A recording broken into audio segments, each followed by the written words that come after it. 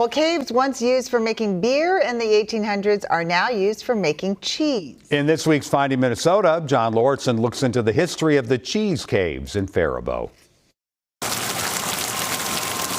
We have four 21,000-pound vats here, and we roughly pump out about 40,000 pounds of cheese a week. At Prairie Farms in Faribault, a single piece of blue cheese goes on quite a journey. This is where the curd and whey gets separated. There are a number of steps, including a filling process and a cutting process. Then they'll run these wire knives through, and they'll make cubes. Back in the days when I started, everything was by hand. You get a workout back then. Yeah. Oh, yeah. Later, the cheese is shoveled out and salted, and that's when the journey takes a darker turn. So these were man-made caves. Yep. But not in a bad way. They don't really think it's an actual cave until I show them or they see pictures or watch, different videos online. Scott Buchko is a quality assurance manager and the head cheese historian when it comes to the caves of Faribault. So in about 2 weeks, we'll bag this cheese. Long before there was cheese, there was beer. In 1856, brothers Gottfried and Ernst Fleckenstein carved out the first sandstone cave for their brewery.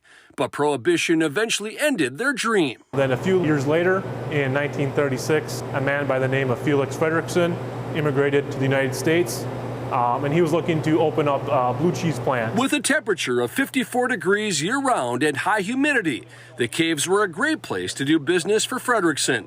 And that's how Faribault became home to the first commercially available blue cheese in the country.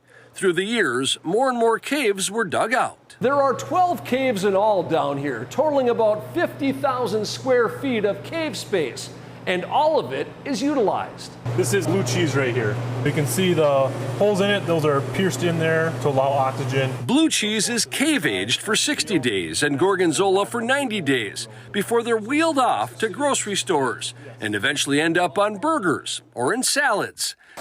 The end of a long journey that began nearly 100 feet underground. There are a number of cheese caves in the United States that will bring cheese in to age it, but they don't necessarily make it there. It makes us very unique, and sometimes you kind of forget that. In Faribault with photojournalist Tom Avilas, John Lauritsen, WCCO News. Faribault Dairy Company is now known as the Caves of Faribault. The company revitalized the caves in 2001 after their doors were closed for nearly 8 years. Next year will mark 90 years of aging cheese in the caves.